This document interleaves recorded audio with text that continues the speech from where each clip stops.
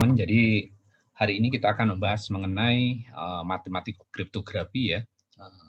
Adalah algebraic structure, struktur aljabar, di mana struktur aljabar ini banyak digunakan di algoritma enkripsi modern ya. Nah, kalau kemarin kan kita belajar tentang ini ya, matematik untuk bilangan digital, kemudian modulus. Nah, itu banyak digunakan di kriptografi klasik ya. Nah, tapi itu tetap digunakan juga di kriptografi modern, cuma ketambahan struktur aljabar ini. Jadi perlu teman-teman ingat bahwa kriptografi itu terutama yang simetrik itu menggunakan bukan hanya satu teknik ya, pasti ada beberapa teknik gitu. Nah, kalau yang klasik hanya satu teknik atau bahkan dua gitu. Tapi kalau di kriptografi modern biasanya caranya itu ada beberapa. Tapi tetap sederhana. Jadi ada mungkin substitusi, mungkin permutasi, kemudian mungkin perkalian matriks, kemudian mungkin ya matriksnya yang modulus, bilangan polinomial gitu. Nah, ini biasanya diulang-ulang nih. Mungkin 10 ronde, 12 ronde, atau yang lainnya. Tapi prinsipnya, metode matematik yang digunakan adalah metode-metode yang sederhana, yang mudah dilakukan. Tapi dikombinasikan sehingga itu menghasilkan kriptografi yang punya sifat diffusion dan confusion yang bagus.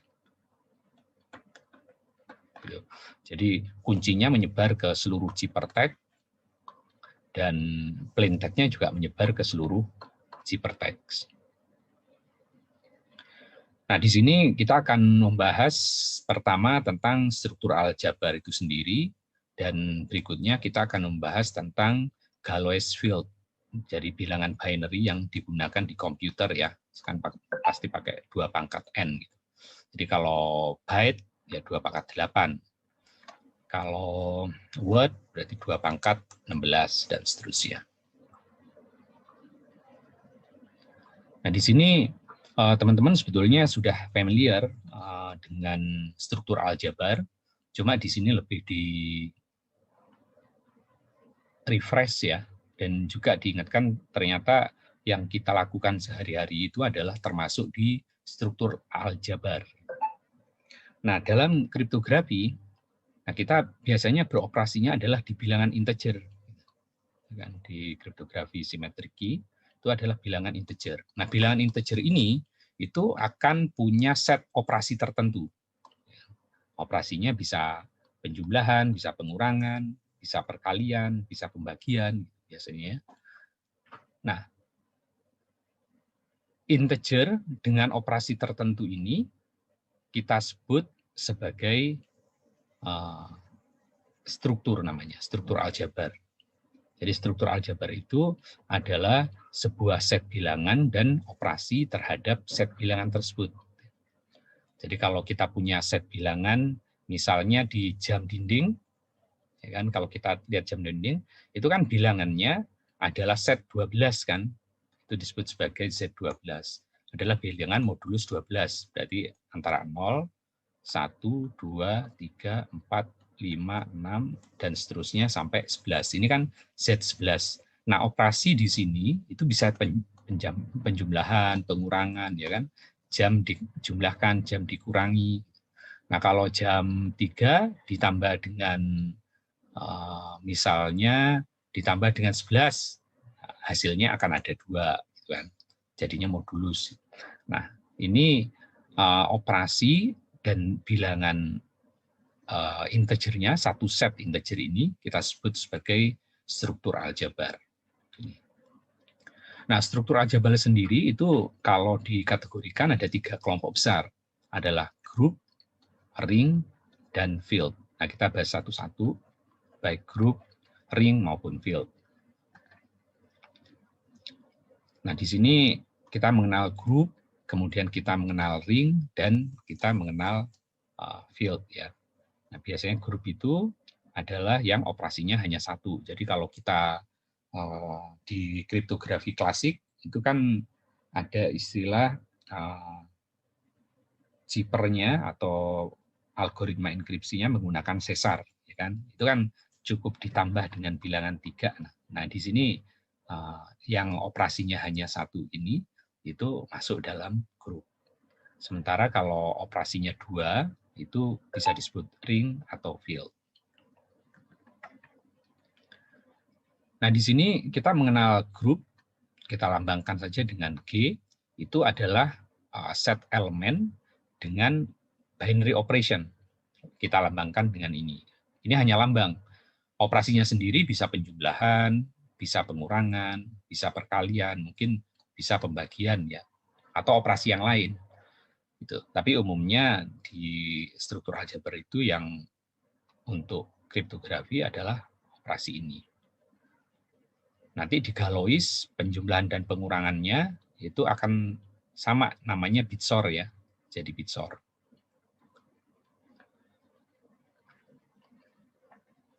Nah, kita sebut sebagai grup jika set elemen dan operasinya tersebut itu memenuhi 4 properti. 4 properti di bawah ini, dan ada properti tambahan, komutatif properti, hanya untuk komutatif grup. Gitu. Jadi cukup closure, asosiatif, existence of identity, dan existence of inverse. Nah, kalau yang grupnya komutatif disebut sebagai komutatif group. Jadi ada 5 properti yang bisa mereka miliki. Nah, closure artinya kalau kita di jam dinding, ya kan, jam dinding paling familiar kita, mulai dari kecil ada bilangan 12, atau sebetulnya itu adalah 0 ya. Itu 1, 2, 3, dan seterusnya sampai jam 11 di sini. Nah, kalau kita ditanya oleh orang tua kita, jam berapa sekarang? Itu pasti jawabannya itu muter-muter di bilangan ini. Kalau enggak jam 1, jam 2, jam 11. Balik-balik lagi jam 1, jam 2. Jadi kalau operasinya di modulus 12, kita enggak ngomongin jam 13 ya. Itu kalau modulus 24. Di jam dinding kayak gitu waktu kita diajari waktu masih SD ya dulu ya. Jadi kalau kita ditanya, sekarang jam berapa nih? Nanti 5 jam lagi jam berapa? Katakan jam 11 gitu kan. 5 jam lagi jam berapa? Ya kita pasti jawab jam 4. Nah, bilangan yang muter-muter lagi ini disebut sebagai closure. Artinya, kalau kita punya bilangan A, ya kan, kemudian ada bilangan B, katakan di sini bilangan A adalah 11, bilangan B 5. Gitu. Termasuk dalam grup ini, grupnya kebetulan ini adalah grup jam dinding, maka operasinya A dioperasikan dengan B, apapun nama operasinya, kita sebutnya tadi jumlah kan. Jika A dijumlah dengan B, itu pasti adalah anggota bilangan yang ada di jam dinding. Nah, itu disebut sebagai closure. Kemudian ada juga sifat asosiatif. Asosiatif ini artinya kalau kita punya 3 operasi, kan, kita mau ngerjainnya dari A dan B dulu, atau dari B dan C dulu, nggak ada masalah, hasilnya itu adalah sama. Dan itu adanya di grup itu juga. Sementara itu komutatif itu adalah jika ada sebuah elemen dalam grup G, sebenarnya komutatif itu diputer ya. Ini harusnya kebalik ini. Ini itu di sini, komutatif itu ini gitu. Artinya komutatif kita mau duluan mana ngerjainnya diputer, itu hasilnya sama. Nah, existence of identity berarti sebetulnya untuk setiap bilangan yang ada dalam, katakan di sini jam dinding, ya kan, di grup ini, itu pasti ada elemen tertentu yang kalau dia ditambah, dia akan menghasilkan identitas tertentu. Misalnya di sini identitasnya adalah 0, ya kan? Karena kita akan selalu menemukan bahwa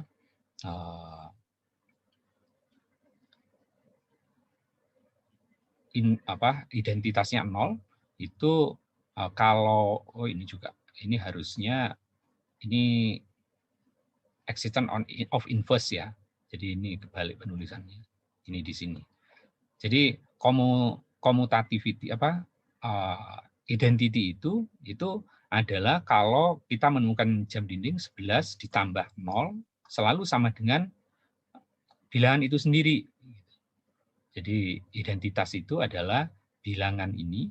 Jadi A ditambah E identitas itu sama dengan A. Jadi identitas di jam dinding adalah bilangan 0 atau jam 12.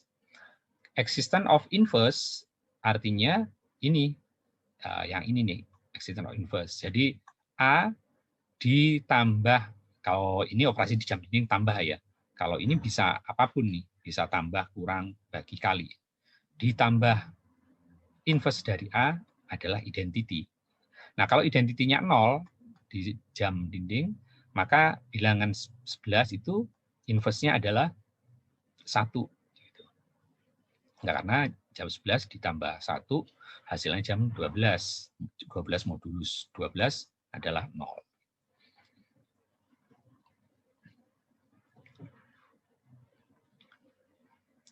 Nah, kemudian propertinya ya, kan tadi ada 5 untuk yang komutatif group, ada closure, jadi bilangannya tidak akan lebih dari bilangan yang ada di grup tersebut, kemudian asosiatif, dikerjain dari duluan mana, nggak ada masalah, kemudian komutatif,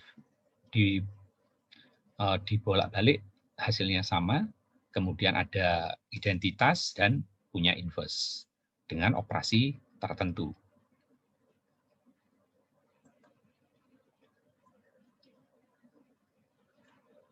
Jadi kalau yang komutatif khusus yang grup yang komutatif grup ya. Jadi set apapun, ya contohnya jam dinding tadi kita sebut sebagai set, operasinya bisa tambah, kurang, bagi, kali gitu. Nah, ini disebut operation. Nah, 2 ini disebut sebagai struktur aljabar secara umum. Nah, khususnya kalau yang seperti ini disebut sebagai grup. Karena struktur aljabar itu ada 3 kan.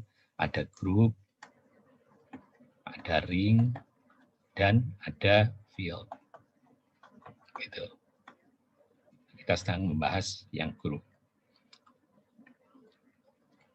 Jadi meskipun grup ini ada yang mau gabung lagi. Jadi meskipun grup ini hanya melibatkan single operation ya, single operation, tapi sebetulnya propertinya itu bisa juga digunakan untuk pasangan operasi selama mereka memiliki inverse dalam satu sama lainnya. Nah, contohnya kemarin waktu di bilangan modulus ya, kan kita mengenal grup residu ya, yang bilangan binary, namanya kita istilahnya adalah Zn. Jadi kayak jam dinding, di jam dinding tadi, ini paling familiar kita, 12 atau 0, 1, 2, 3, 4, 5, 6, 7, 8, 9, 10, 11 gitu kan. Nah, berarti ini Zn adalah bilangan integer dalam modulus 12 disebut sebagai Z12 kan. Nah, dalam kalau kita mengoperasikan ini dijumlahkan, itu kan yang disebut hanya bilangan positif yang lebih kecil dari 12. Kalau kita ditanya pun, sekarang jam berapa? Pasti kalau nggak jam 5, jam 11, kemudian dari jam 10, 5 jam lagi, pasti kita jawabnya 3. Jadi yang disebut itu adalah bilangan yang kita sebut sebagai residu integer. Nah, operasinya kita simpulkan sebagai ini. Jadi kalau ada sebuah grup, kemudian dia adalah residu integer yang disebut sebagai Zn, Kalau di residu integer 12 kita lambangkan sebagai sebuah grup integer yang dalam modulus 12, berarti Zn, ya, n-nya 12. Kemudian operasinya plus. Ini adalah komutatif grup, ya, karena mau 10 jam kemudian, 5 jam kemudian dari 10 ya 3, atau dari 3 ini 3 jam, 5 jam sebelumnya ya jam 10. Jadi dikerjain dari manapun sama dibolak-balik, itu adalah komutatif grup. Nah, kemudian contoh yang kedua yang kemarin kita sebut kasih bintang ya, Zn ini. Jadi kalau pada jam dinding adalah Z12 tapi yang bintang. Nah, itu adalah bilangan-bilangan di modulus 12 yang punya inverse. Jadi di sini. Nah, tentu kemarin Zn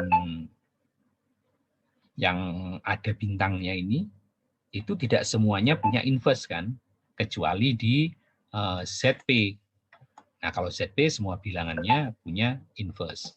Nah, di sini tidak semua bilangan itu punya inverse, makanya ditandain di sini Zn inverse.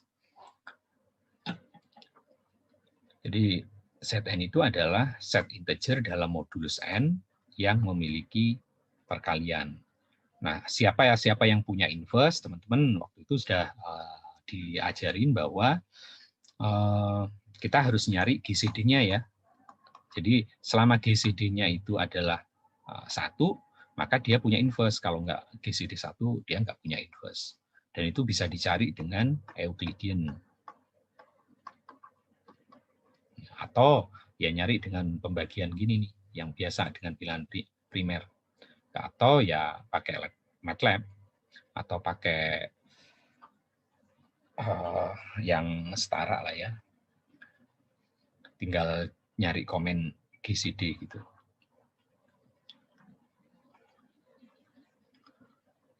Kemudian contoh yang ketiga lagi, misalnya kita punya set, katakan A, B, C, D, operasinya apapun, dilambangkan dengan ini. Kalau misalnya operasinya memenuhi tabel ini, jadi ya kadang-kadang kan teman-teman waktu dulu bikin tabel perkalian ya, atau tabel penjumlahan, nah, itu kan sebetulnya seperti ini. Jadi kalau misalnya operasinya adalah A, apapun namanya ini, dioperasikan dengan operasi dalam grup, A hasilnya A misalnya, kemudian hasilnya B, C, D, kemudian kalau B seperti ini, dan seterusnya. Maka ya kita akan, ini misalnya D dioperasikan dengan C, berapa hasilnya, tinggal ngelihat tabel, tergantung tabelnya. Nah, kemudian ada grup lainnya yang sempat kita pelajari waktu di membahas kriptografi klasik ya, itu adalah permutasi, ya kan? Di permutasi itu misalnya di sini yang satu menjadi 2, 3 menjadi 1. Ya, ini kan operasinya di sini. Pokoknya yang pertama menjadi 3, yang kedua menjadi diisi 1, kemudian yang ketiga diisi 2. Ini kan. Setelah itu operasinya lagi, ini menjadi yang pertama, ini yang diisi ketiga, ini diisi kedua. Nah, apapun sebetulnya dia bisa membypass langsung di sini. Jadi menjadi ini. Nah, ini adalah grup di permutasi. Ini contohnya grup di permutasi, ya tinggal ditabelin dari yang tadi. Misalnya di sini 1, 2, 3 gitu kan. Nih, 1, 2, 3, kemudian dioperasikan 1, 2, 3, berarti 1, 2, 3 dengan 1 tetap, 2 tetap, 3 tetap, dan seterusnya. Jadi tabel ini bisa dibangun dari situ. Nah, dalam grup itu kita mengenal ada grup yang finite, ada grup yang infinite. Nah, dalam kehidupan sehari-hari, matematik yang sudah kita pelajari, biasanya integer itu elemennya seakan-akan infinite, ya kan? Itu kita lambangkan dengan ini kan. Jadi kalau kita mau mengoperasikan bilangan berapapun, 1000, tambah 1 juta gitu kan. 1 juta, ya tinggal 1.000.000. Tapi kenyataannya dulu perkembangan komputer ya nggak secanggih sekarang ya kan. Komputer itu mulai zaman IBM sebesar ruangan, mereka hanya bisa mengoperasikan beberapa bit. Gitu. Mungkin awalnya hanya 8 bit, ya kan? Atau bahkan ada 4 bit tuh. Nah, artinya kalau mengoperasikan 8 bit, bilangan paling gedenya ya 2 pangkat 8 alias 256. Gitu kan. Kalau lebih dari ini, muter lagi. Sehingga sebetulnya bilangan-bilangan yang bisa dihitung oleh satu set ini tanpa proses nyimpen dan seterusnya, itu adalah finite. Makanya di komputer lebih tertarik ke finite group karena memang hardware-nya sendiri itu terbatas. Nah, ketika membicarakan finite group, maka ada istilah Galois gitu-gitu. Galois. Ya sebetulnya itu adalah teknik supaya untuk memudahkan kita menghitung ya kayak di jam lah ya. Cuma jamnya sekarang itu adalah muter-muternya di 256 misalnya. Jadi modulus 256 berarti 256 itu adalah 0. Jadi muter-muter di sini aja. Jadi karena metode kriptografi kan harus ngitung dengan cepat kan. Artinya kalau kita ngitung kayak perhitungan matematik yang ini nggak ada batasannya, ya tentu butuh teknik nyimpen yang butuh resource tambahan lagi. Padahal kebutuhannya adalah gimana caranya menyimpan, memproses dengan cepat, tapi sifat-sifat dari kunci dan sifat-sifat dari plain text itu tersebar merata dalam ciphertext.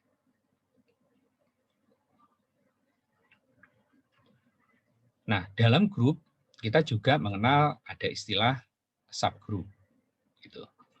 Nah, dalam subgroup ini itu subgroup ya berarti grup member dari grup tertentu ya. Jadi misalnya kita punya subset H dari grup G. Nah, sementara H ini adalah grup yang memiliki operasi yang ada di G juga, jadi operasinya sama. Jika G ini adalah ada set ya, ada set dengan operasi tertentu, maka H ini punya set juga ya mungkin bagian dari S ya, yang operasinya sama. Jadi kalau operasinya sama, kemudian setnya adalah bagian dari induknya, nah maka si H ini kita sebut sebagai subgroup. Nah ini implikasinya. Jadi, tapi ini teman-teman ketika mempelajari kriptografi modern, ini hanya untuk apa namanya pengantar ya, basic bahwa operasinya itu bisa seperti ini. Tapi tidak semua kriptografi modern itu menerapkan ini ya, kayak AES gitu ya, tinggal ada Galois. Gitu kan. Tapi teknik-tekniknya itu ya ini basic pengertiannya. Ada juga yang misalnya nggak pakai ini juga nggak masalah, ya kan? Tapi at least kita tahu konsep-konsepnya. Ini implikasinya jika A dan B ini adalah anggota dari G dan H, kemudian dioperasikan menghasilkan C, itu juga operasi pasti adalah grup dari H dan G. Ya karena sifat grup kan closure kan. Gitu. Jadi kalau A dan B ini anggota dari H atau G, ya tentu dioperasikan akan menghasilkan C. Ya C ini karena sifat closure, ya dia harus anggota baik dari H maupun dari G. Jadi baik anggota subgrup G atau grup G itu sendiri. Nah, karena grup itu punya identitas, ya kan, maka karena dia dioperasiin, identitasnya pasti sama, gitu. Pasti sama. Jadi jika A ini adalah anggota dari kedua grup, maka inverse dari A mesti anggota dari grup tersebut. Itu implikasinya aja bahwa ya karena sifat klosur, kemudian sifat identitas dan sifat inverse. Jadi kalau dia punya inverse di sini sebuah bilangan, dan kalau bilangan itu juga anggota ini ya pasti adalah inverse-nya itu member di dua-duanya juga. Kemudian dia punya identitas E, kemudian masing-masing grup adalah subgrup dari dirinya. Ya, kalau kita punya jam dinding jam 12 ya paling enggak subgrupnya itu ya jam dinding itu sendiri. Nah, sekarang ini pertanyaannya, contohnya apakah bilangan Z10, Z10 itu artinya integer dalam basis modulus 10 dengan operasi penjumlahan merupakan subgrup dari Z12, 12-nya di bawah plus. Tentu pertanyaan jawabannya bukan kan, karena tidak semua inverse di bilangan Z10 itu adanya di Z12. Nah, ini operasi dari Z10 dan operasi Z12 itu adalah berbeda. Nah, kemudian kita juga mengenal istilah cyclic subgroup. Cyclic subgroup itu maksudnya ditulisnya sebagai A pangkat N, di mana bilangan pangkat ini artinya dia dioperasikan sebanyak N kali. Jadi kalau operasinya adalah penjumlahan, misalnya di sini, misalnya grupnya adalah Z6. Berarti kan ini adalah bilangan-bilangan dalam modulus 6 kan. Jadi bilangan-bilangan residu dalam modulus 6, operasinya adalah penjumlahan. Maka dalam modulus 6 ini, bilangan 0, pangkat 0, itu artinya ya 0 di sebanyak 0 kali. Ya kan? Ya hasilnya adalah 0. Kemudian 1, 0 kali, ya berarti 0 juga. Gitu kan? Kemudian 1 kali, ya berarti 1 udah. Kalau satunya 2 kali, berarti 1 plus 1. Nah, di sini hasilnya 2. Ada yang mau join lagi? Siapa? Jevaru. Kemudian 1 pangkat 3, ya kan? Nah, kalau normalnya ya pangkat dikalikan, tapi ini tergantung dari definisinya. Makanya kita kenal adanya cyclic subgroup. Nah, biasanya cyclic subgroupnya itu ya ada operasinya itu dilakukan sebanyak N kali. Nah, dalam perjanjian perkalian integer biasa, ya bilangan pangkat itu selalu asosiasinya dengan perkalian, ya kan? Sebanyak N kali. Tapi itu tidak di subgroup yang normalnya. Subgroup itu adalah ini. Ininya bisa apapun. Bisa penjumlahan, pengurangan, pembagian, perkalian. Nah, kemudian 1 pangkat 5 misalnya. Berarti satunya 5 kali ditambah. 1, 1, 1, 1. Hasilnya 5. Nah, di sini kita melihat kalau bilangan 1 itu dilakukan sampai sebanyak 5 kali hasilnya ini. Kalau 2, ya kan, 2 itu menghasilkan 0, 2, 4. Kalau 1 kan menghasilkan mulai dari 0, 1, 2, 3, 4, 5. Kalau 2 hanya 0, 2, 4. Diputar-putar lagi ya menghasilkan itu. 0, 2, 4. Kalau 3 menghasilkan hanya 0, 3. Balik lagi 0, 3. Kalau 4, 0, 4. Balik lagi 2. Dan 0, 4, 2, dan seterusnya. Kalau 5, 0, 5, 4, 3, 2, 1. Jadi seluruh hasilnya itu bisa yang satu juga. Berarti dalam cyclic group di Z6 itu hanya bilangan 1 dan bilangan 5 yang cyclic groupnya itu bisa menghasilkan keseluruhan anggota set yang ada di set 6.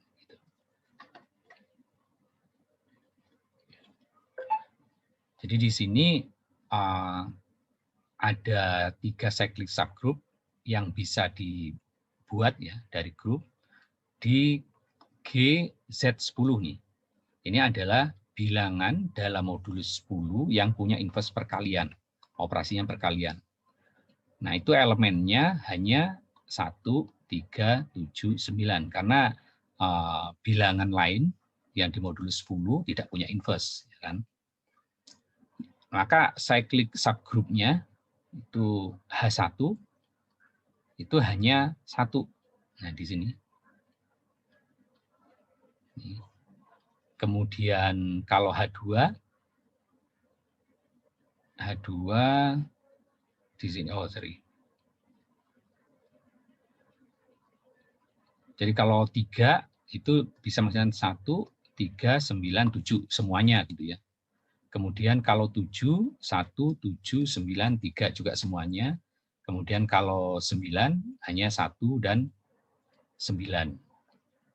Jadi yang dia punya cyclic group 1 hanya A1, yang punya cyclic group 2 itu 1 dan 9. Kemudian yang punya keseluruhan grup itu adalah 3 dan 7. Ini harusnya 3 dan 7, yang ini harusnya 9.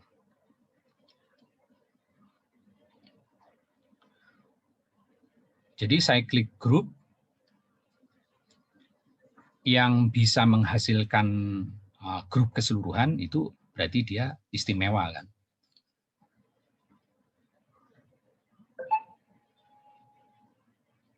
Jadi dalam GZ10 kita punya 4 elemen, 1, 3, 7, dan 9. Nah, yang bisa menghasilkan keseluruhan itu adalah 3 dan 7 harusnya, 3 dan 7. Di sini ya, 3 dan 7. Nah, sementara di Z6 yang operasinya plus, yang bisa menghasilkan grupnya, jadi disebut generator, itu adalah 1 dan 5 kayak tadi ya di sini. Jadi 1 itu menghasilkan keseluruhan dan 5 juga. Dan di Z10 yang bisa menghasilkan grupnya itu ada 2, yaitu 3 dan 7. Nah, 3, 7, 1, 5 itu untuk masing-masing operasinya disebut sebagai cyclic group. Jadi generator dari cyclic groupnya. Nah, terkait dengan itu, Lagrange mengemukakan teorema di sini. Jadi Lagrange ini memberikan teorema terkait dengan order dari grupnya dan order dari subgrupnya.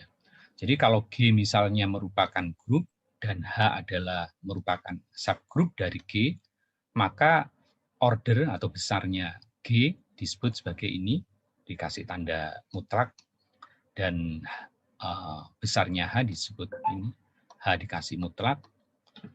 Berdasarkan teorema tersebut, maka G bisa dibagi oleh H.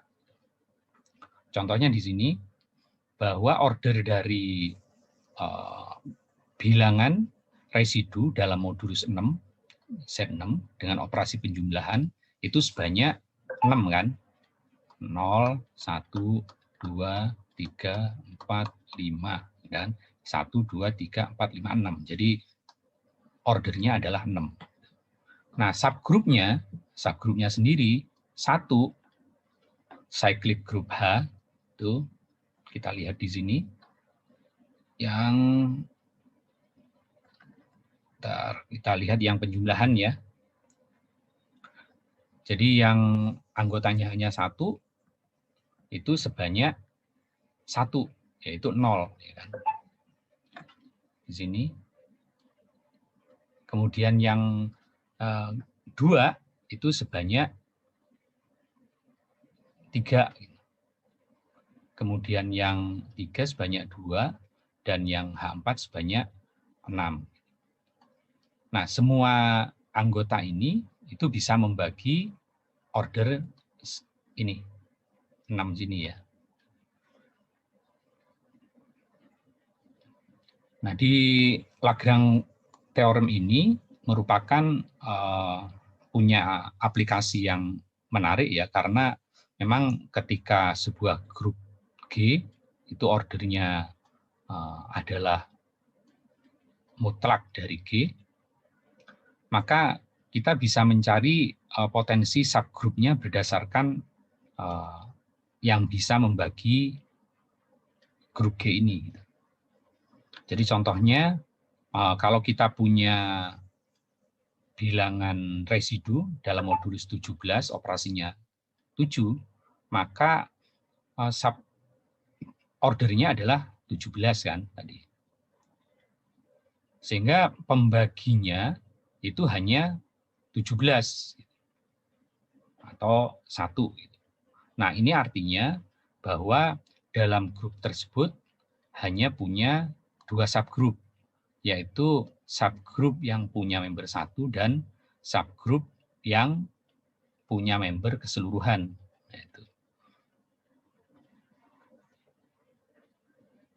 Jadi kalau kita P, jadi sehingga nanti operasinya kan banyak kan primer ya, karena primer itu subgrupnya.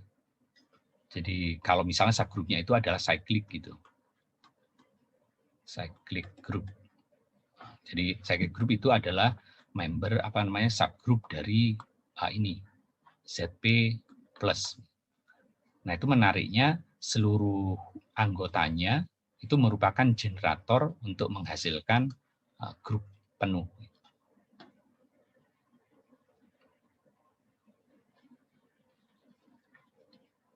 Nah, kemudian kita mengenal order dari masing-masing elemen. Jadi kalau misalnya order itu tadi ya, kalau operasinya adalah penjumlahan ya dalam Z6+, maka ordernya 2 angkat 1, ini ordernya 1. Kalau 2 kali berarti ordernya 2, karena 2 plus 2. Kalau 3, 2 plus 2. Kalau 4, 2 plus 2, dan seterusnya. Nah, itu adalah ordernya. Jadi ini ada order 0, itu adalah order tertinggi dari 0. Jadi kalau dilihat di sini, jadi ordernya 0 itu hanya 1. Kemudian ordernya dari 1 di sini.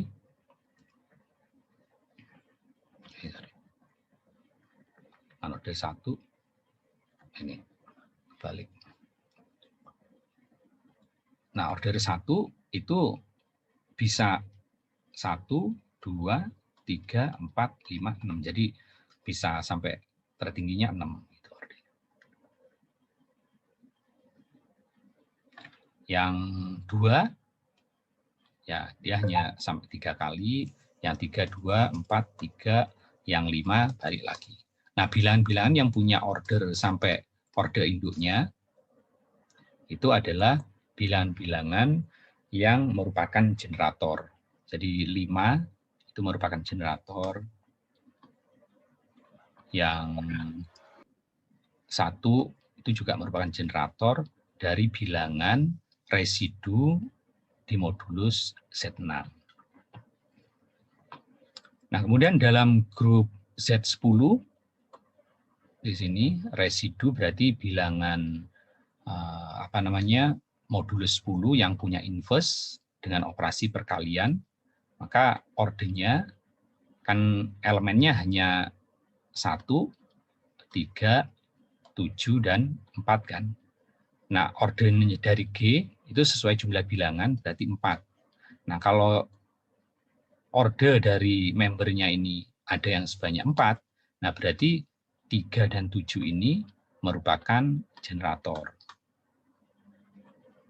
cyclic. Cyclic ya. Cyclic.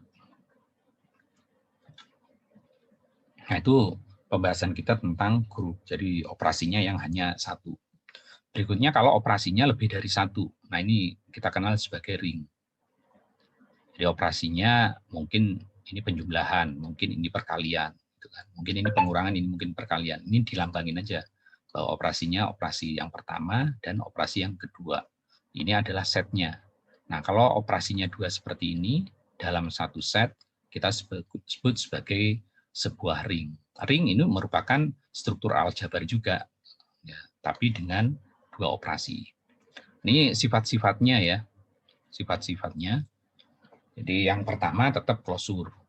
Berarti operasi dalam set bilangan tersebut hasilnya pasti ya terbatas di situ. Jadi kalau jam dinding kita mau mengoperasikan bilangan-bilangannya ya pasti seluruhnya ada di sini. Itu adalah klosur.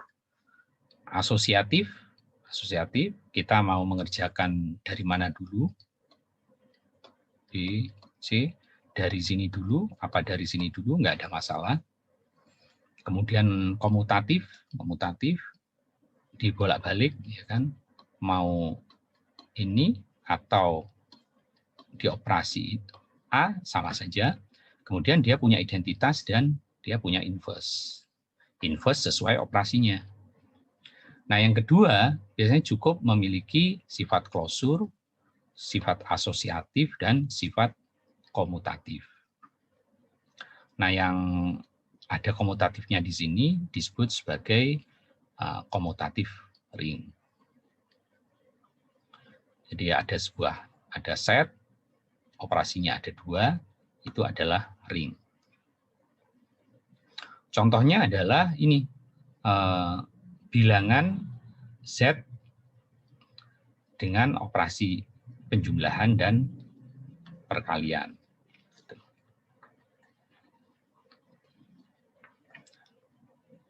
Nah, ring di lambangnya tadi R kan? R. Berikutnya adalah field.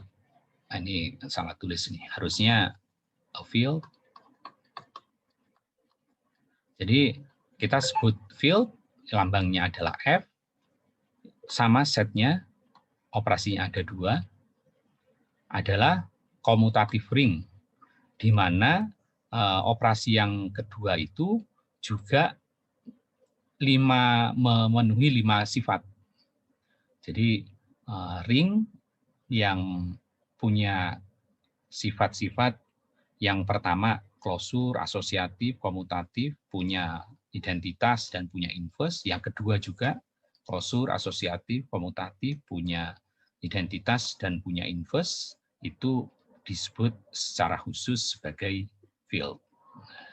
Nah, ini di kriptografi lebih menarik karena dia pasti punya inverse gitu loh, dan operasinya juga mudah. Nah, sifat-sifat yang kayak gini ini salah satunya yang ada di Galois. Jadi muter-muter aja di bilangan itu ya. Jadi mudah untuk dihitung, cepat, dan pasti punya inverse. Karena dalam kriptografi tugas kita kan setelah plain text dioperasikan oleh algoritma enkripsi atau metode Zipper, hasilnya kan Zippertext. Nah, kita ingin dia balik lagi kan.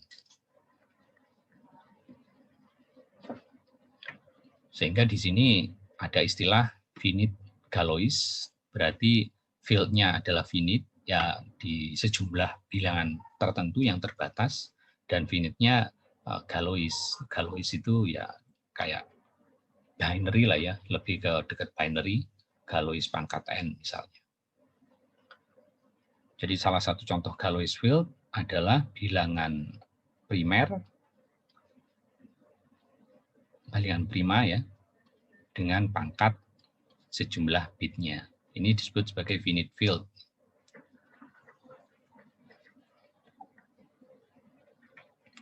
Nah, ini contoh dari finite field Galois. Adalah Galois 2. Ya, berarti bilangannya ya 0, 1, operasinya plus perkalian misalnya. Ya kalau penjumlahan 0 tambah 0, 0, 0 tambah 1, 1, 1 tambah 0, 1, 1 tambah 1, 0. Nah ini jadi kayak bitsor kan. Nah larinya kalau Galois, kalau penjumlahan jadinya bitsor, yang lambangnya gini. Karena kan 1 di bitsor 1, 0. Selama dia beda, dia 1. Kalau dia sama 0. Nah ini perkalian 0 kali 0, 0. 0 kali 1, 0. 1 kali 0, 0. Hanya 1 kali 1 yang hasilnya 1. Kemudian dia punya inverse. Kemudian kalau Galois 5, Galois 5 berarti 0, 1, 2, 3, 4. Kan operasinya ini. Nah kalau ini penjumlahannya, nah ini perkaliannya. Jadi muter-muter di situ. Jadi kalau penjumlahannya berarti seluruh tambah 0 hasilnya ini. Kalau tambah 1 ya 1 tambah 0, 1.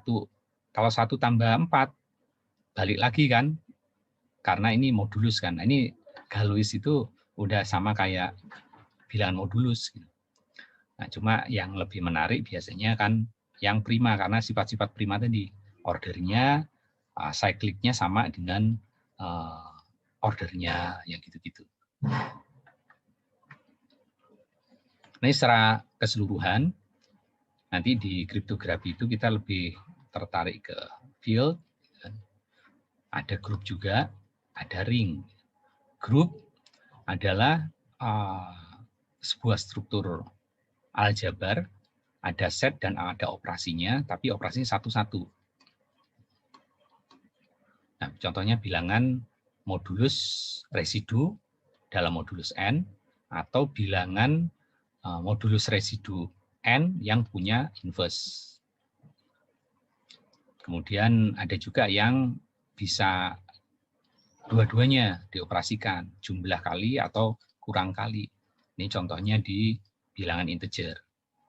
Field biasanya dia bisa 2 kali, plus atau kali atau bagi, kemudian min bisa kali, bisa bagi. Itu utamanya yang modulus prima. Nah, sampai di sini ada yang mau ditanyakan?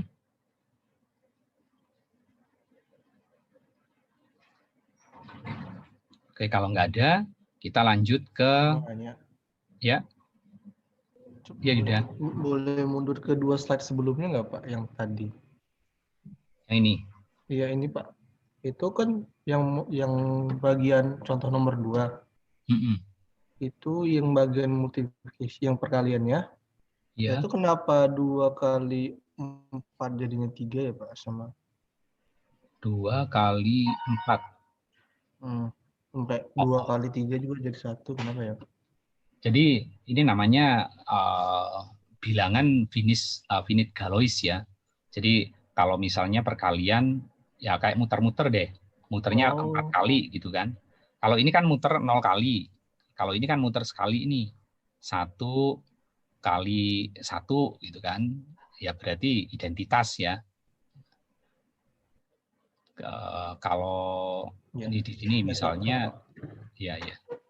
Jadi kayak muter-muter. Jadi kalau 5 kali ya kira-kira tambah 5 ya sama kayak kita perkalian gitu loh. Kalau 2 kali, ya kalau ini cuma bahasa Inggris saja bisa. Kalau 2 kali 2 gitu kan. Berarti kan 2 plus 2 ya selama itu muter. Ya kalau muternya 3 kali berarti jadi 1 itu kira-kira. Oh iya, baik Pak. Terima kasih Pak. Iya, makasih.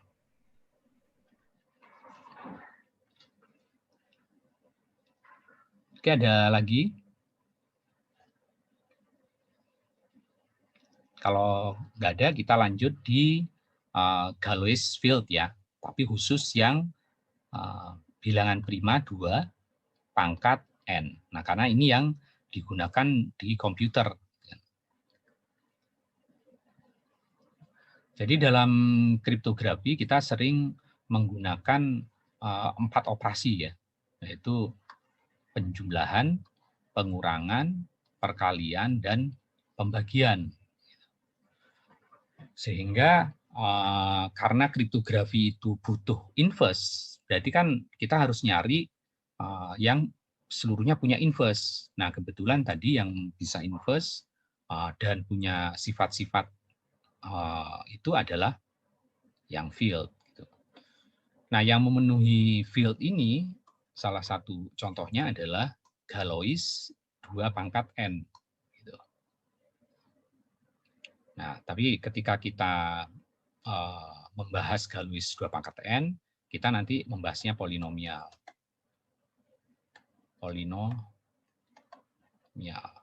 Jadi kita ada polinomial, kemudian generator A, dan kita juga bahas summary-nya. Nah, ini contoh Galois field 2 pangkat N, khususnya 2 bit misalnya. Ya berarti kalau 2 bit itu adalah ya 00, 01, 10, 11, dan seterusnya. Perkaliannya juga gitu. 00, 01, 10, 11. Nah, menghitungnya seperti apa nanti ada tekniknya. Nah, di sini ketika kita merepresentasikan bilangan binary, digital 0, 1, 1, 0, 0, 1, 1, itu kita menggunakan istilahnya adalah polinomial degree-nya n-1. Ya sama kayak bilangan kita sehari-hari kan sebetulnya. Kalau kita menyebut 1234, sebetulnya ini penulisannya adalah 1 kali 10 pangkat 3, ya kan? Kemudian ditambah dengan 2 kali 10 pangkat 2, tambah dengan 3 kali 10 pangkat 1, tambah 4 kali 10 pangkat 0. Cuma penulisan kayak gini kan ribet, karena kita sehari-hari udah biasa otak kita. Kita udah begitu ditulis 1, 2, 3, 4, kita menyebutnya 1234, itu sebetulnya kalau ditulis secara polinomial ini, gitu. Satunya itu dikalikan dengan 10 pangkat 3, duanya dikalikan dengan 10 pangkat 2, tiganya dikalikan dengan 10 pangkat 1, empatnya dikalikan dengan 10 pangkat 0. Nah, bagi komputer juga kayak gitu. Bagi komputer yang 4 bit, gitu, 4 bit, ada bilangan 01100011, dia langsung otomatis bisa iniin yang nolnya ini, kalikan 2 pangkat 7, yang ininya kalikan 2 pangkat 6, ini kalikan 2 pangkat 5, ini kalikan 2 pangkat 4, ini pangkat 3, 2 pangkat 2, 2 pangkat 1, ini 2 pangkat 0. Tapi dia udah otomatis kayak kita di bilangan desimal. Nah, secara formalnya penulisannya jadi kayak gini gitu kan. Jadi kalau ada bilangan yang 8 bit atau n-nya sama dengan 8, maka penulisan paling tingginya adalah 7, ya kan. Jadi ini formal penulisan dari bilangan yang sudah biasa kita sebutkan, baik dia berupa bilangan desimal maupun berupa bilangan binary. Nah, binary-nya lebih dikenal oleh komputer, yang ini lebih banyak dikenal oleh kita, manusia. Sehingga kalau kita merepresentasikan bilangan ini 100110001, sebetulnya ini bisa kita breakdown ya masing-masingnya sesuai dengan pangkatnya. Ya. X-nya berapa? X-nya itu dalam polinomial binary ini X-nya adalah 2. Cuma supaya nggak nyampur, ya ini X tetap dipertahankan sebagai X.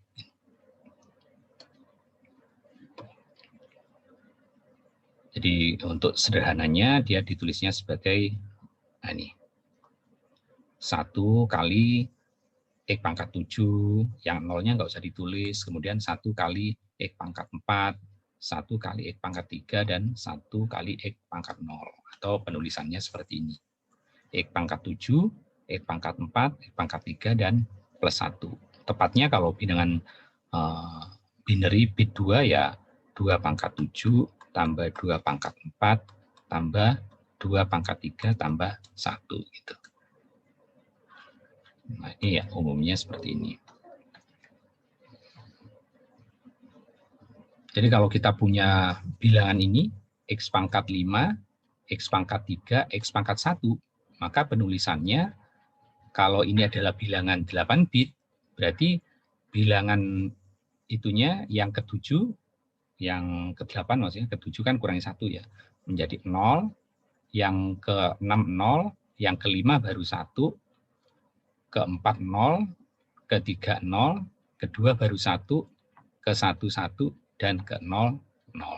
Nah, bilangan ini penulisannya adalah ini. Di sini teman-teman familiar ya sebetulnya kan. Ini kan karena kayak dibilang ribuan lah ya. Jadi kalau kita otak kita itu karena biasa dengan desimal, misalnya kita punya 3 juta 400.000.401 misalnya. Sebetulnya kita itu langsung terbiasa dengan ini, 3 kali 10 pangkat 6, ya kan? Ini bilangannya kan 1, 2, 3, 4, 5, 6, 7 kan? Kan dikurangi 1. 3 kali 10 pangkat 6 ditambah dengan 4 kali 10 pangkat 2 ditambah 1. Yang nolnya kan nggak usah ditulis gitu kan. Nah, sama kayak gini nih. Jadi kalau kita ada bilangan binary, sebetulnya yang kita hitung yang ininya itu adalah 1 X pangkat 5, kemudian yang ini adalah X pangkat 2, yang ini X pangkat 1. Sehingga nulisnya seperti ini. Nah, itu kira-kira polinomial dimaksudkan untuk memformalisikan apa yang sudah biasa dilakukan oleh kita sebetulnya. Nah, kemudian di polinomial juga ada modulus, ya kan? Ya sama kayak bilangan ribuan tadi ada modulus, cuma karena kita nyebut ribuan itu dalam bilangan infinite. Nah, dalam bilangan finite modulusnya itu ya sama kayak di jam dinding, ada aturan tertentunya. Jadi contohnya kalau dalam Galois-Field 2 pangkat n itu kita mengenal irreducible polinomial sesuai dengan degree-nya. Jadi kalau degree pangkat 1 ya hanya 2 bit gitu ya. Berarti yang irreducible polinomialnya adalah bilangan ini, X plus 1. X plus 1 itu berarti 1, 1. Atau X itu berarti 1, 0. Kalau dalam degree 2, irreducible-nya adalah ini, X2, X, dan X1. Kalau ditulis dalam binary, ini itu adalah X2 itu 1, 1, 1. Udah, gitu. Kemudian kalau yang 3, ini X3, X2 tambah 1, atau ada 2 nih. Jadi kalau ditulis binary-nya ini, X3 berarti 1, 0, 1, 1. Gitu. Kemudian dalam degree 4, ini. Kemudian dalam degree 5 adalah ini.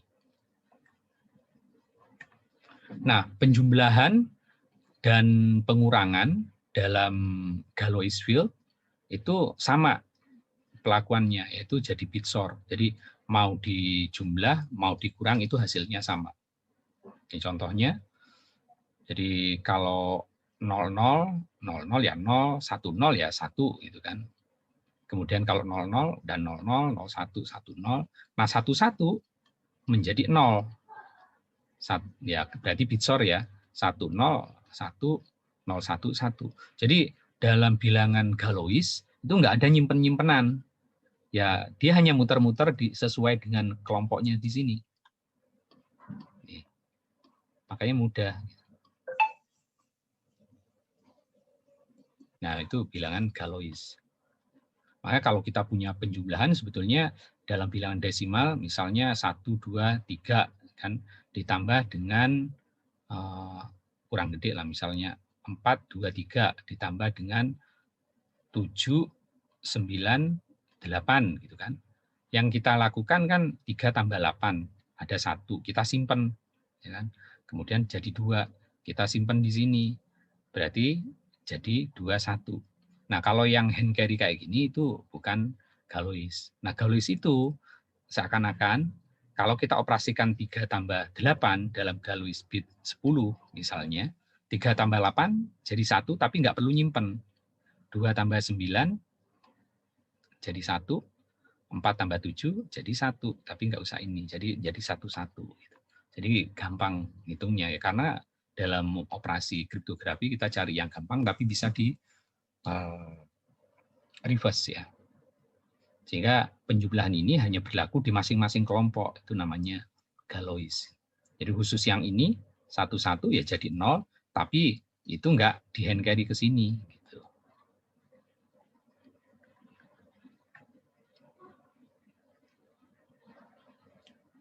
Nah, sementara kalau perkaliannya, perkaliannya juga demikian. Di Galois itu yang dikalikan itu adalah ya semuanya. Nah, tinggal pangkatnya ditambah. Tentu derajatnya akan meningkat ya. Ya kalau X7 dikalikan dengan X6, ya berarti derajatnya jadi 13, menjadi X13 kan. Nah, cuma ini dalam modulus berapa aslinya? Kalau modulus 8, nah tinggal ini dijadikan degree 8. Ini contoh polinomial perkalian. Ntar teman-teman bisa nyoba sendiri, nanti ada tugasnya ya.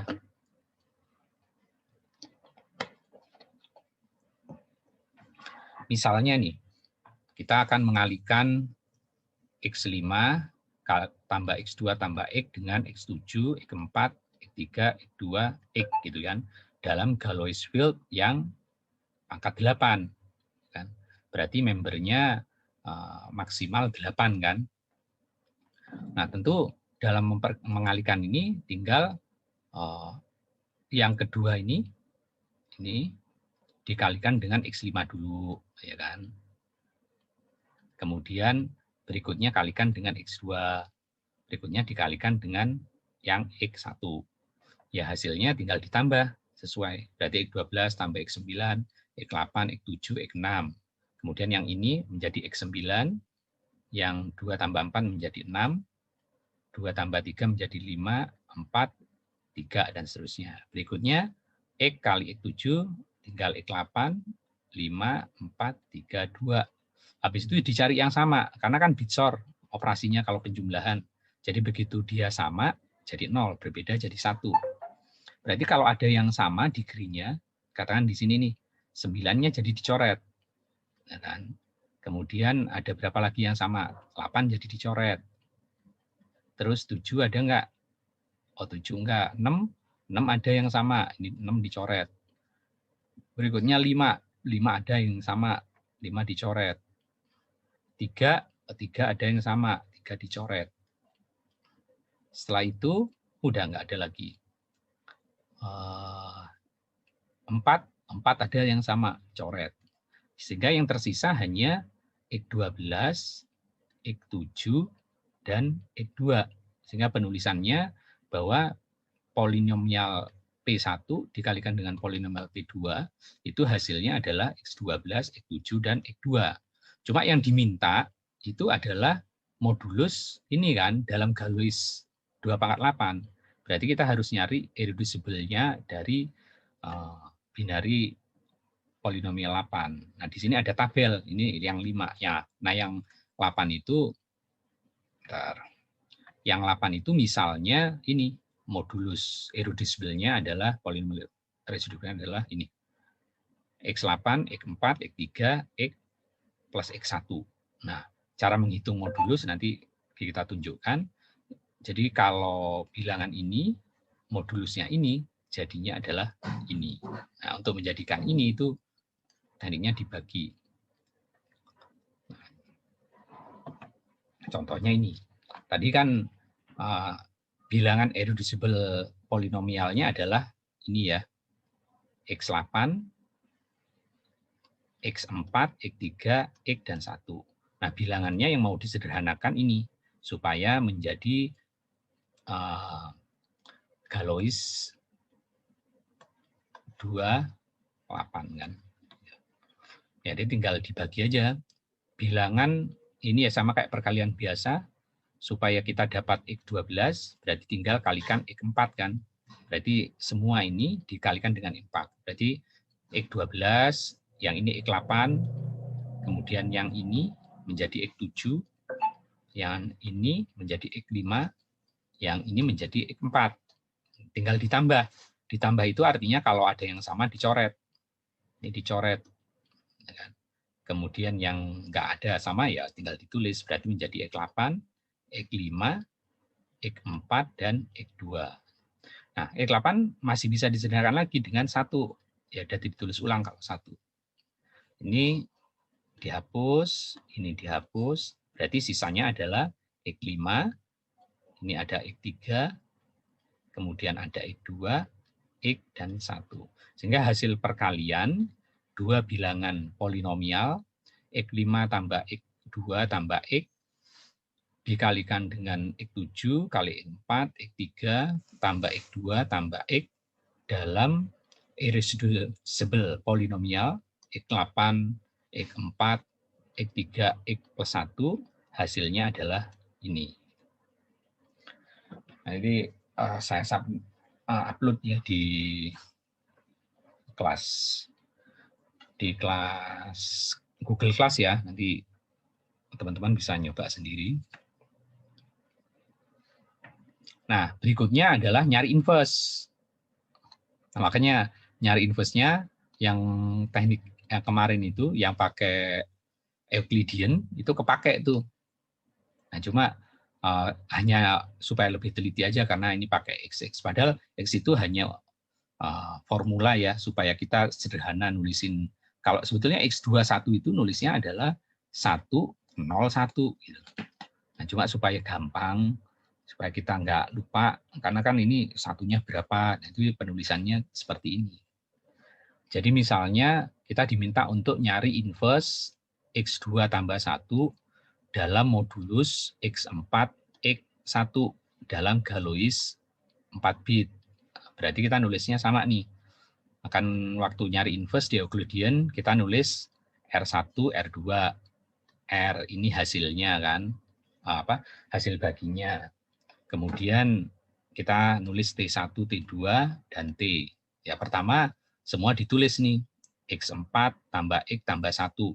Ya kan hasilnya, modulusnya. Kemudian ini yang dicari inverse-nya. Berarti kita sekarang mau membagi ini dengan ini. Ya, pembagiannya dengan cara seperti ini. Dibagi, ternyata hasilnya adalah X. Gitu. Sisanya adalah X2 plus 1. Nah, di sini tulis 0 dan 1. Berarti di sini adalah 0 dikurangi 1 kali ini.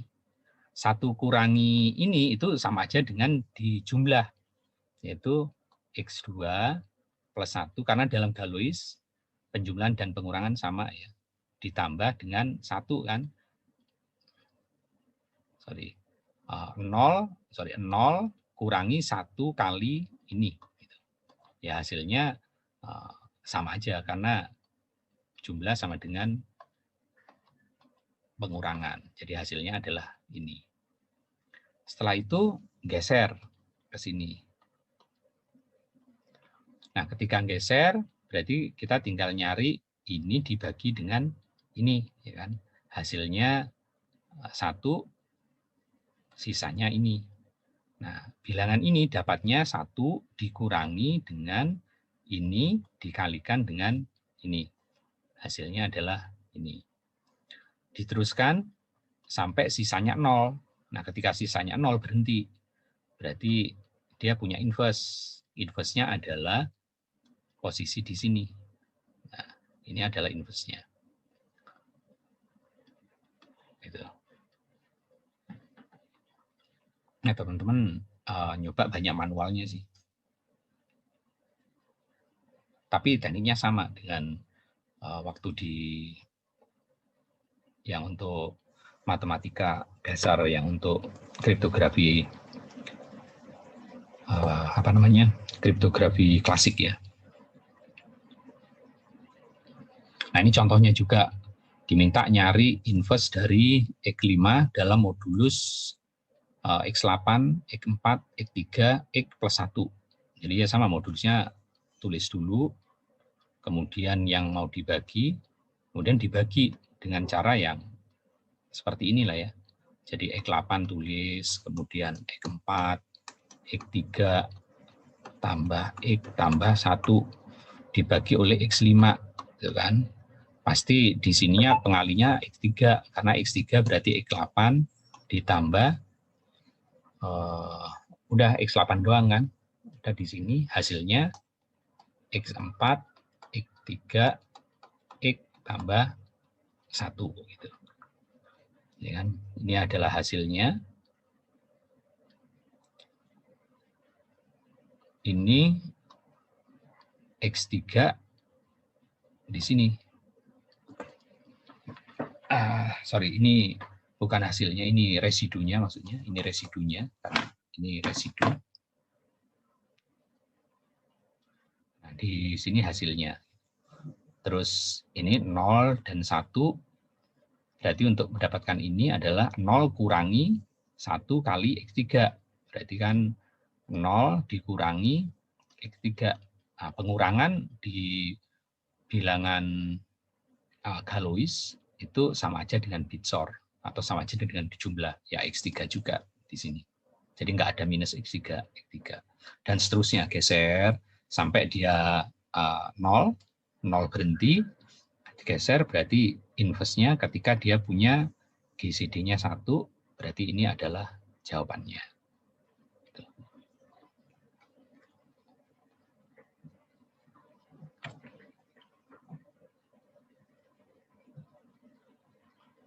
Jadi itu dengan cara manual ya, Euclidean. Kalau pakai komputer ya tentu kita bisa bikin metode yang lebih efisien ya, dan itu cepat sih.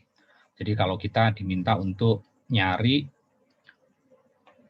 perkalian dari polinomial ini dengan ini dalam Galois 8 dengan irreducible polinomial, tentu kita bisa ngitung manual kayak tadi.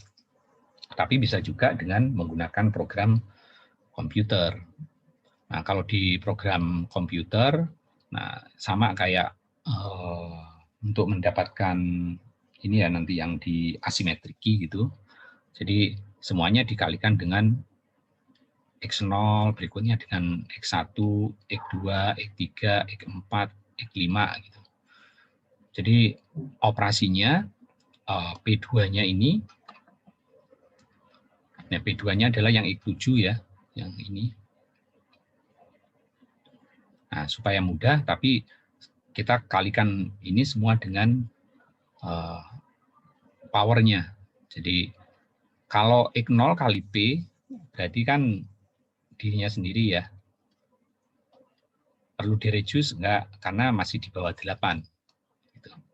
Kemudian ketika ditingkatin jadi K1, X, perlu direduce, ya berarti harus udah dibagi ini.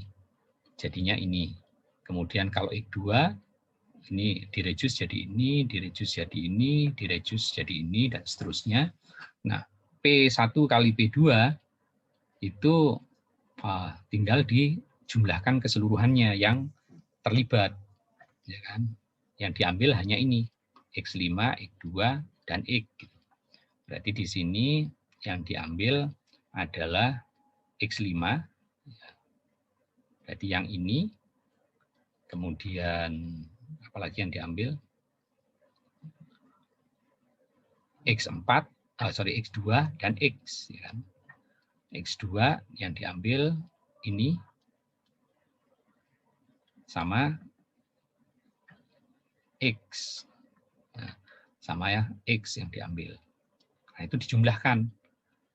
Berarti dia ini X6, X2 tambah X. Kemudian yang ini X6 tambah 3 tambah 2 tambah X. Yang X1 adalah 5 tambah 2 tambah ini. Jadi itu komputer lebih cepat. Jadi tinggal yang sama dihapus, gitu kan. Kemudian yang X2 dihapus. X3 ada enggak? Kemudian X2 udah enggak ada lagi, X ada yang sama. Berarti sisanya adalah X5, X3, kemudian X2, sama X, ini nyisa X sama 1. Udah. Nah, ini jawabannya. Nah, teman-teman sampai di sini ya tekniknya sama dengan sebelumnya, cuma tinggal perlu lebih teliti itu dan harus dicoba sendiri ya. Nah, nyoba sendirinya nanti biar dikasih tugas. Nah, kepakainya di mana? Kalau di IS itu nanti kelihatan di IS. Cuma teman-teman nggak harus hitung manual karena itu nanti dibikin programnya. Programnya sudah ada sini.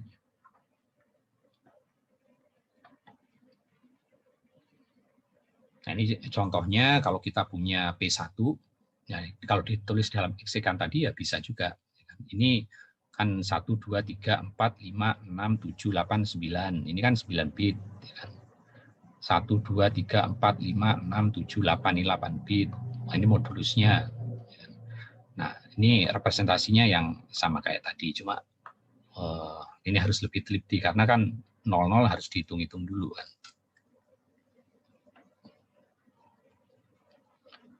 Nah, kemudian ini Galois 3 kalau bikin tabel, ya, tinggal melihat hasilnya nanti kalau bikin tabel. Tapi kalau untuk bikin tabel 8 lumayan banyak. Ini kalau Galois 3 ya. Kalau Galois 8 ya tabelnya banyak, sebanyak itu. 8 juga dan ada reducible ininya. Jadi kan kalau ada tabel gini, kita nggak perlu hitung manual, tinggal melihat tabel. Nah, kemudian ada juga yang generatornya. Sama kayak tadi ya, generator itu adalah operasi sebanyak ini kali dari masing-masing operasi. Kalau operasinya penjumlahan ya, bilangan itu dijumlah sebanyak n kali. Kalau perkalian berarti dikalikan sebanyak n kali. Nah, di sini kalau kita punya Galois 2 pangkat n menggunakan generator, ya kan, di mana n ini adalah 2 pangkat n kurangi 2, berarti kurangi 1 kali ya. Diminta misalnya generate elemen dari 2 pangkat Galois 2 pangkat 4 menggunakan irreducible polinomial x4 x tambah 1. Nah, kalau elemennya ini yang pertama pasti 0. Kemudian G 0 kali, G 1 kali, G 2 kali, G-nya 3 kali.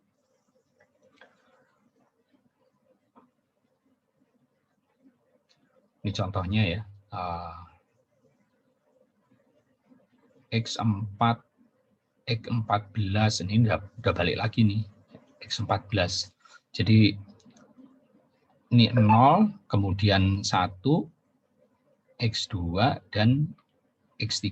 Ini enggak kelihatan, sebentar.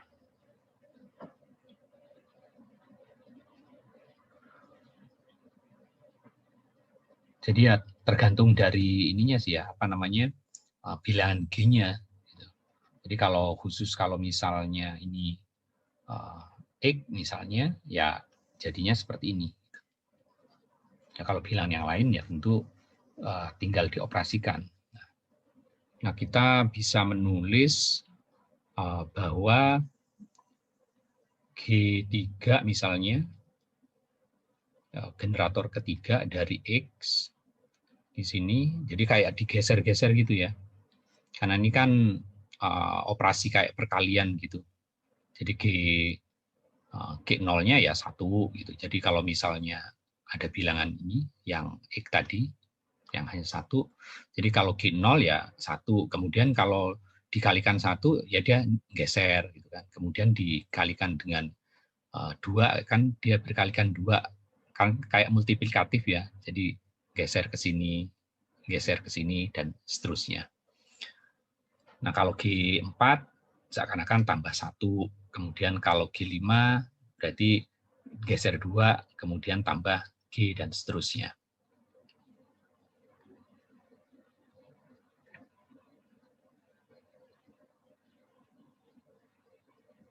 Jadi ini contoh dari penjumlahan dan pengurangan dari operasi multiplication using generator.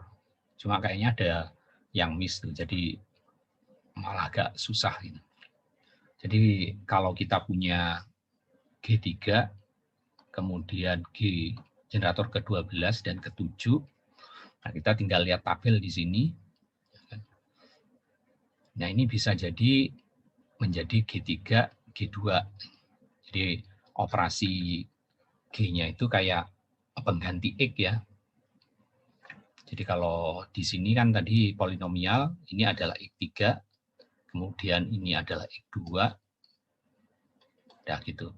Nah ini sekarang ditulis sebagai generator dari X. Nah kalau pengurang juga demikian, pengurang itu dalam Galois, dia sama dengan dijumlah. Cuman yang ini nggak perlu kita coba nanti. Kita coba cukup yang polinomial.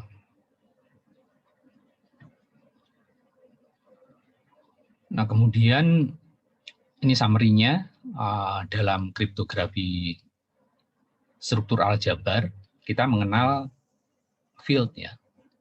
Nah, field yang banyak digunakan di kriptografi komputer itu adalah yang Galois field 2 pangkat bilangan binary-nya, karena dia memenuhi semua operasi, 4 operasi, yaitu penjumlahan, pengurangan, perkalian, dan pembagian, itu memenuhi sifat-sifat dari field.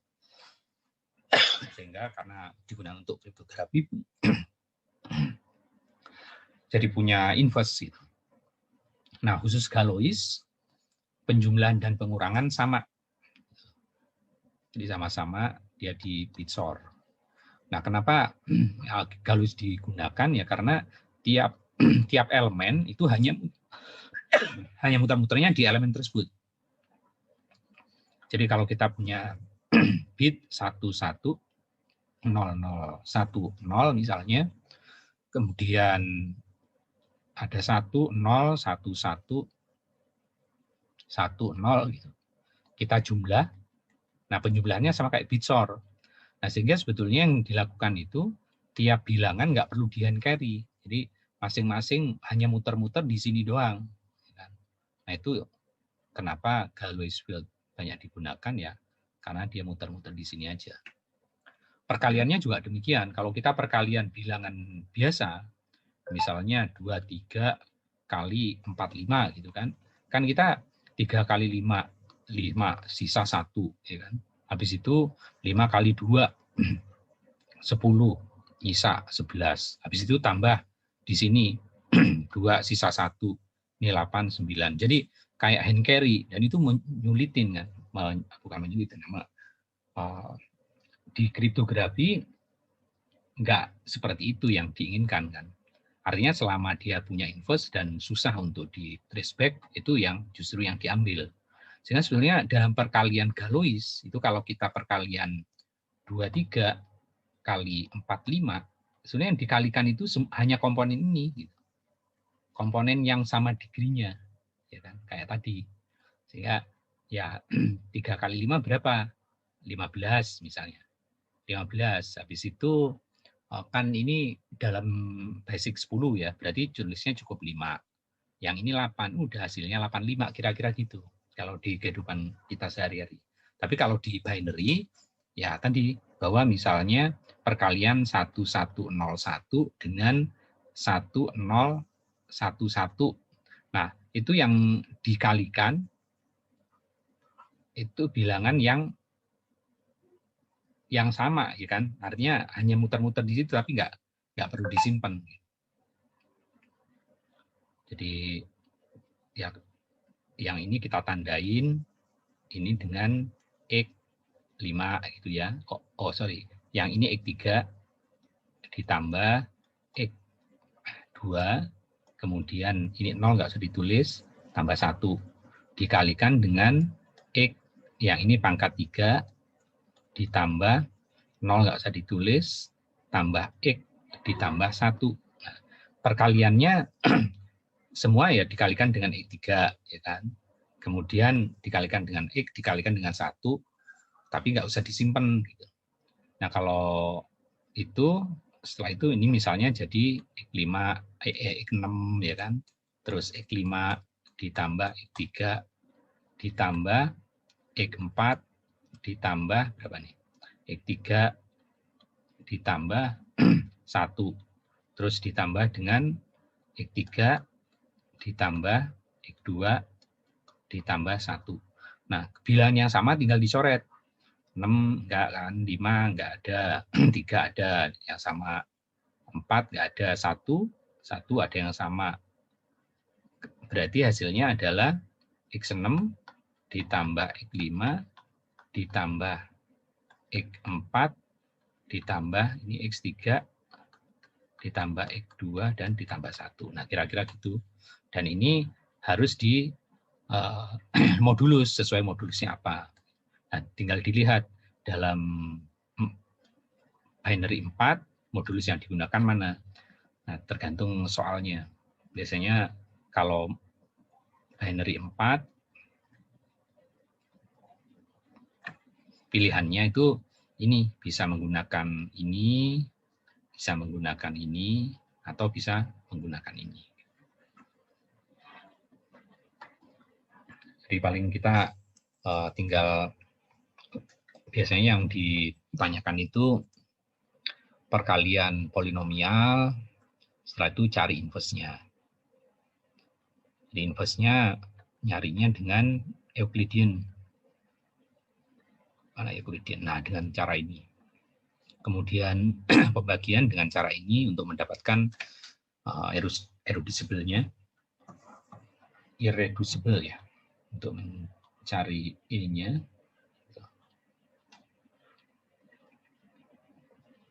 Nah, itu kira-kira dasar matematik struktur aljabar yang akan digunakan di kriptografi modern. Sampai di sini ada yang mau ditanyakan?